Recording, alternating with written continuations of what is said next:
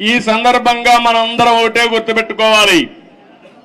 ఈరోజు రాష్ట్రంలో తెలుగు జాతి ఎన్టీ రామారావు గారిని ఎప్పుడూ మర్చిపోలేరు. అదే సమయంలో ఈ దేశానికి ఒక దిశ చూపించిన వ్యక్తి పివి నరసింహారావు గారు అని చెప్పి కూడా నేను మీకు తెలియజేస్తున్నా. ఆర్థిక సంస్కరణలు 1991లో పివి నరసింహారావు గారు మొట్టమొదటిసారిగా అమలు చేశారు. అప్పటి నుంచి ఈ దేశంలో సంపద సృష్టించడం సులభమైంది.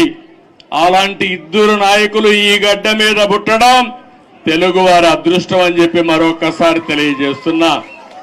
ఎంతో మంది నాయకులు పోరాడారు, ఎన్నో త్యాగాలు చేశారు. కానీ ఇటీవల కాలంలో ఈ ఇద్దరు నాయకుల యొక్క సమాజం హితం కోసం చేసిన పనులు మనం ఎప్పుడు మర్చిపోలేమని చెప్పి తెలియజేసుకుంటున్నారు.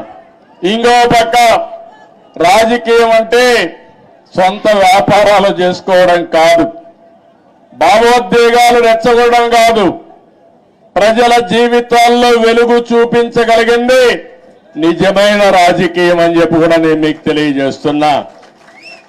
మీరు ఒక్కసారి ఆలోచిస్తే తెలుగుదేశం ముందు, తెలుగుదేశం తర్వాత తెలుగు వారి చరిత్ర రాయాలంటే చాలా సులభంగా రాసే అవకాశం ఉంటుంది.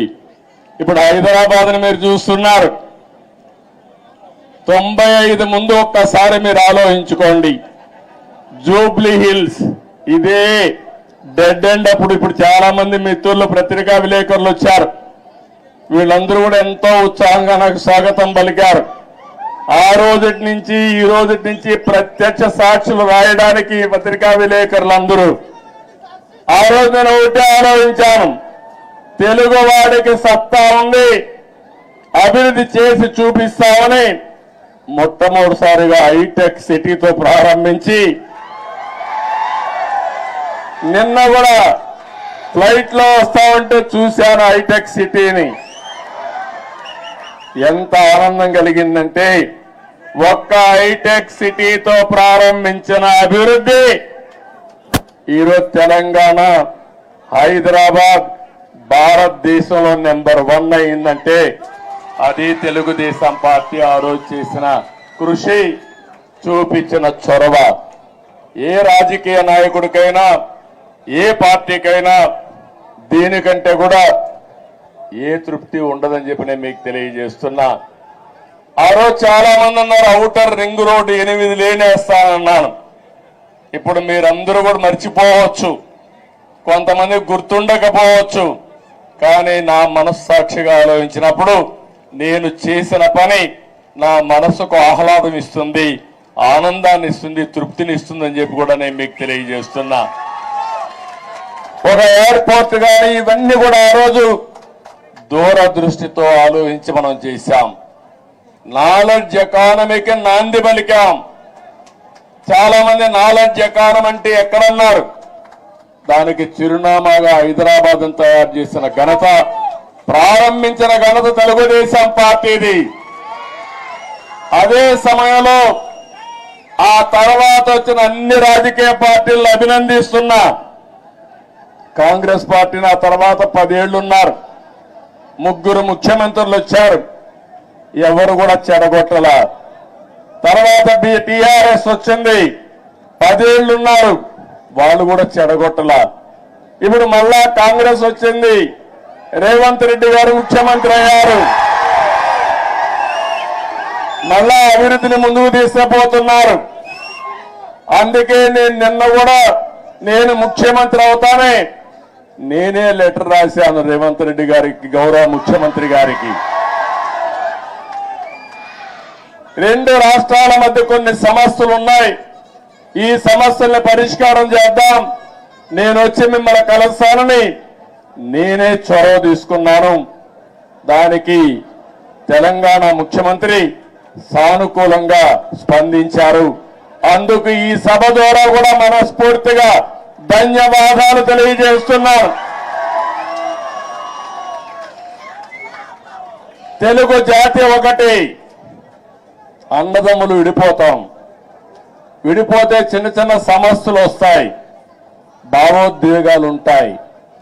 కానీ అది శాశ్వతంగా ఉండకూడదు. ఎప్పుడైనా అన్నదమ్ములు విడిపోయినా బయట వాళ్ళు మన మీదకి వస్తే మన ఇద్దరం ఒకటేనని చెప్పి నిరూపిస్తామనా కాదా అని మిమ్మల్ని అడుగుతున్నా. ఆ ఐకమత్యం ఇక్కడ ఉండాల్సిన అవసరం ఉంది. మన జాతి ఒకటే, తెలుగు జాతి. మనం మాట్లాడే భాష ఒకటే, తెలుగు భాష. భాషను కాపాడుకోవాలి, జాతి ప్రయోజనాలు పరిరక్షించుకోవాలి. రెండు రాష్ట్రాలు కూడా బాగుపడాలి, ముందుకెళ్ళాలి. అదే తెలుగుదేశం పార్టీ ధ్యేయం కూడా. అవునా కాదా మీరే ఆలోచించుకోవాల్సిన అవసరం ఉంది. ఇంకొక పక్కన మీరు ఒకసారి చూస్తే రెండు రాష్ట్రాలు విడిపోయిన తర్వాత, అన్నాదమ్ములు విడిపోయిన తర్వాత ఎవరి కుంపటి వాళ్ళదే. కష్టపడితే సుఖపడతారు, ఎక్కువ సంపాదించుకుంటే ఆనందంగా ఉంటారు.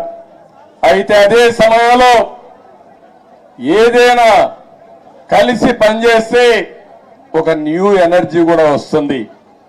ఇద్దరు ఐకమత్యంగా ఉంటే ఐకమత్యం చాలా బలాన్ని ఇస్తుంది. ఒకప్పుడు 42 మంది ఎంపీలు ఉండేవాళ్ళు ఆంధ్ర రాష్ట్రంలో. దగ్గర ఒక 18 మందో 16 మందో రాజ్యసభ మెంబర్లు ఉండేవారు. ఇప్పుడు రెండు రాష్ట్రాలు విడిపోయిన తర్వాత తగ్గిపోయినాయి. కానీ ఏ సమస్య వచ్చినా నేను ఒకటే చెప్తున్నాను, నాకు ఆంధ్రప్రదేశ్ అని తెలంగాణని కాకుండా రెండు రాష్ట్రాల ప్రయోజనాలు, తెలుగు జాతి ప్రయోజనాలు కాపాడడానికి ముందరుంటాను. కొంతమంది ఆలోచిస్తున్నారు గొడవలు పెట్టుకుంటే సమస్యల పరిష్కారం అవుతాయని. గొడవలు పెట్టుకుంటే నీళ్లు రావు, సమస్యల పరిష్కారం కావు, అభివృద్ధి జరగదు. దానివల్ల లాభం కంటే ఎక్కువ నష్టం వస్తుంది. ఆ విధంగా కాకుండా ఎక్కడికక్కడ సానుకూలంగా చర్చల ద్వారా ఏదైనా సమస్యలుంటే పరిష్కారం చేసుకుని ముందుకు పోవడంలో రెండు రాష్ట్రాలు కూడా ముందుకు పోవాల్సిన అవసరం ఉంది. ఇంకొక విషయం కూడా మనం గుర్తుపెట్టుకోవాలి, రెండు రాష్ట్రాల్లో మనోభావాలు ఉన్నాయి. ఒకప్పుడు సమైక్య ఆంధ్రప్రదేశ్ లో కూడా తెలంగాణలో ఒక మనోభావాలు ఉండేటివి, రాయలసీమలో ఇంకొక విధంగా ఆలోచించేవాళ్ళు, ఉత్తరాంధ్ర ప్రజానీకం ఒక విధంగా ఆలోచించేవాళ్ళు. దానికి కారణం ఎక్కడికక్కడ సమస్యలు, అక్కడుండే ప్రత్యేకమైన పరిస్థితులు ఉంటాయి. కానీ ఈ రోజు కూడా సమస్యలు ఉంటాయి, మనోభావాలు ఉంటాయి. అందరి మనోభావాలను గౌరవిస్తూనే ఎక్కడికక్కడ ఐకమత్యంగా పోయి ఇచ్చిపుచ్చుకునే ధోరణిలో సమస్యలు పరిష్కారం చేసుకోగలిగితే దానికంటే ఇంకొకటి ఉండదని చెప్పడం కూడా నేను మీకు తెలియజేస్తున్నా.